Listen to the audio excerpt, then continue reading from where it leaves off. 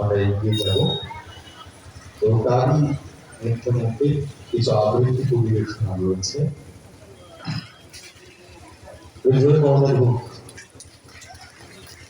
শ্রাবণী দাস তার বালি ভঙ্গি নৃত্য সংস্করণে উপস্থিত হয়েছেন। এই পরবর্তীতে ওদের হাত ধরে আমরা আমাদের অনুষ্ঠানে এগিয়ে যাব। ওদের প্রথম পর্যায়ে নৃত্য নিবেদনে নৃত্য প্রোগ্রামটি রয়েছে, সেটি অবশ্যই রবীন্দ্র সঙ্গীত মোর বিনা শুরু হয়।